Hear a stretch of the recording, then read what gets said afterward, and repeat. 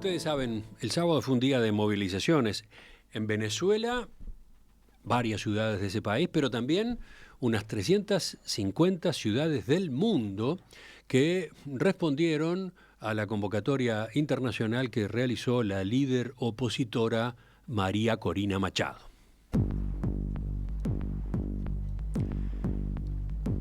En la manifestación que tuvo lugar en Caracas, la propia María Corina Machado apareció en público saliendo de la clandestinidad. No vamos a dejar las calles, prometió desafiante en su alocución. Sus seguidores salieron a la vía pública con las actas de votación impresas en la mano, como había pedido justamente María Corina Machado. Ahora, la capital venezolana también fue escenario de otra movida, pero de los partidarios del gobierno de Nicolás Maduro, en una marcha que terminó en el Palacio Presidencial de Miraflores. ¿Qué dijo ahí, en ese lugar, el mandatario? Con absoluta certeza puedo decir: volvimos a ganar porque ganó la paz. Además prometió para su mandato, para el que está iniciando, enfrentar a mafias y corruptos y cambiar el sistema del gobierno. Fuera del país, en un reflejo de la diáspora venezolana, esa que según estimaciones llega a 8 millones de personas, hubo también concentraciones en ciudades desde Colombia, Argentina, pasando por Australia, Estados Unidos, Europa. Acá en Uruguay, la más significativa se dio en la Plaza Independencia de Montevideo. Ahora, ese no fue el único papel que le correspondió a nuestro país en esas horas. ¿Por qué? Porque por otro lado, la Cancillería uruguaya tenía una participación relevante en la elaboración de un comunicado que después fue respaldado por otros 18 países de América Latina, Estados Unidos, Canadá y la Unión Europea. Es una declaración en la que se reclama que con urgencia el gobierno de Venezuela publique las actas mesa por mesa de la elección del 28 de julio y que además se acepte la verificación imparcial de los resultados, preferiblemente por una entidad internacional. Ese texto fue leído el viernes por el canciller dominicano Roberto Álvarez, el mismo día en que varios presidentes estaban en ese país para el acto de reasunción por la reelección del presidente Luis Abinader. Toda demora en que esto suceda pone en cuestión los resultados publicados oficialmente el 2 de agosto, señala la nota con respecto a las exigencias que se estaban planteando en esa declaración.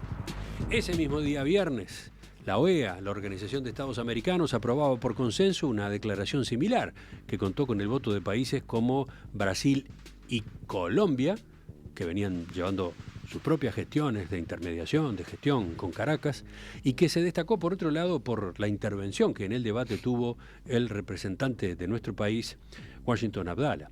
El embajador uruguayo calificó en esa ocasión al gobierno de Maduro como una dictadura oprobiosa, lo peor que le ha pasado al continente en mucho tiempo, al que dijo hay que enfrentar sin mucha retórica. Ocurrió todo esto y mucho más entre viernes y sábado. Ahora, mientras tanto, adentro, ¿qué? O mejor dicho, después de todo esto, adentro de Venezuela, ¿qué? ¿Qué novedades hubo el domingo? ¿Qué novedades hubo ayer lunes? ¿Cómo están las cosas hoy martes de mañana? Vamos a hablar con Omar Lugo, nuestro colaborador en Caracas. Omar, buen día. Buen día, Emiliano. Saludos, Uruguay. Bueno, aquí las cosas están en una expectativa creciente porque no hay grandes eventos a esta hora, pero sí hay anuncios de que los habrá. De hecho, hace pocas horas, el fiscal general Tarek William Saab, que como sabemos es aliado cercano del gobierno, por no decir, es parte del Partido Socialista Unido, dijo que en cualquier momento será detenida María Corina Machado y Edmundo González y los acusó de ser autores intelectuales de los asesinatos ocurridos durante las manifestaciones de las jornadas postelectorales. Les recuerdo que hubo al menos 25 asesinatos documentados, especialmente por organizaciones no gubernamentales, que dan cuenta de cómo de ellos al menos 6 habían sido en un momento atribuidos a las bandas civiles del chavismo, el resto había sido atribuido a la policía o a la Guardia Nacional y al menos había 6 que no habían sido certificado el origen. de esos asesinatos. El hecho es que además de esas víctimas hay en las jornadas post-electorales, a esta hora el Foro Penal, que es una ONG también que toma en cuenta la situación de las víctimas, reporta 1.505 presos. Todos, casi todos, de estos ya procesados, acusados de terrorismo e incitación al odio. El propio fiscal equipara las protestas con terrorismo. Y de estos que reporta Foro Penal, hay 200 mujeres, 129 adolescentes y 18 personas con discapacidad. Inclusive al menos el caso de un autista que está recluido y se pone violento, y cada vez que se pone violento lo golpean más, según denuncias de sus familiares recogidas, repito, por Foro Penal. Provea, otra ONG, dice que no hay presunción de inocencia. Esa garantía del debido proceso y el derecho a la libertad no existe en Venezuela para quienes asumen posiciones disidentes. Todo disidente es calificado de enemigo y todo enemigo se presume culpable. Dice que no son hechos aislados y que corresponde a una política de Estado que ha contado con la tolerancia del Ministerio Público. Estas ONG son muy activas, tienen respaldo internacional, inclusive de entidades de la Unión Europea, y ahora están en la mira también, Emiliano, del gobierno que acaba de aprobar una nueva ley llamada por los activistas antisociedad civil, porque persigue, como ocurrió en Nicaragua, ilegalizar a muchas ONG que son las que mantienen viva la denuncia sobre las graves violaciones a los derechos humanos en Venezuela. Es un contexto, como te decía, de expectativa no solo de que ocurran cosas, sino de muchas personas de ser detenidas por haber participado, inclusive según denuncias de la oposición. Hasta testigos de mesa han sido buscados en sus casas y llevados presos por su participación en esos días. Hay que recordar que el propio Nicolás Maduro califica a 20 como una organización terrorista y dice que los llamados comanditos, que eran los grupos organizados para proteger el voto, son los causantes de actos terroristas, Emiliano. Este es el contexto ahora. Obviamente las protestas, las concentraciones acá están muy limitadas porque hay un clima de miedo, Emiliano. Sí, llamó la atención que reapareciera el sábado María Corina Machado, igual que lo había hecho días antes en otra concentración, ¿no? Camuflándose, sí. Vestida, ¿no? Con una campera, con capucha, viajando en moto hasta arribar al camión, ese camión desde el cual terminó hablándole a la multitud. Llamó la atención que pudiera hacerlo de nuevo, ¿no? Estando en la clandestinidad, por segunda vez logró hacerse visible, logró encontrarse con la gente. Por otro lado, no se sabía qué pasaba con Edmundo González Urrutia. Es más, el presidente Maduro lo provocó de algún modo para que apareciera, dijo que tenía información de que estaba por huir con destino a Miami. Bueno, ¿cómo es justamente la situación de ambos? Sí, fíjate, el sábado yo estuve allá en esa concentración y en efecto llamó la atención el talante, el clima en el evento, porque había gente, familias, personas mayores, personas jóvenes, familias enteras, en la concentración en un clima como de alegría, como el de protesta, en realidad firme, no violenta, sino como de ánimo, intentando darse ánimo, pero sí había miedo, sobre todo al momento de retirarse, porque en otras manifestaciones han capturado personas al salir de allí. El camión que usó ella fue remolcado de inmediato por la policía. Se lo llevaron en ese mismo, al cierre de ese mismo acto. En las últimas horas, Edmundo González salió en un mensaje la noche de ayer diciéndole al gobierno que el pueblo está cansado y pidiéndole un diálogo, una negociación, diciéndole a Maduro literalmente que se haga a un lado y que abra un diálogo político para una transición democrática. Perdón. Sí, podemos escuchar lo que decía González Urrutia ayer en este video. Cada día que entorpecen la transición democrática, los venezolanos sufren un país en crisis y sin libertad. Aferrarse al poder solo agudiza el sufrimiento de nuestra gente. Es nuestra hora, la hora de millones de venezolanos que deseamos dar lo mejor de nuestras vidas para la reconstrucción de nuestra patria. Un diálogo de sordos, ¿no? Exactamente, porque no hay diálogo, no hay negociación y de hecho la expectativa es que en las próximas horas el propio Tribunal Supremo de Justicia, que también es controlado por el chavismo, termine lo que califica como un peritaje de actas y ratifique el nombramiento de Nicolás Maduro como presidente electo para el periodo 2031, de que 2025-2031, tal como ya lo hizo el Consejo Nacional Electoral. Ese peritaje de actas que está haciendo el Tribunal Supremo no tiene ningún representante de la oposición. El propio tribunal en las últimas horas difundió videos de cómo está haciendo una revisión de unas cajas y de unas actas. La oposición insiste en que es solamente un show, un teatro montado para intentar justificar un nombramiento. Ahora, Pero en ese Emiliano, proceso como que tú está dices, el llevando diálogo es adelante sordo. ese organismo, ¿se va a dar a conocer las actas mesa por mesa?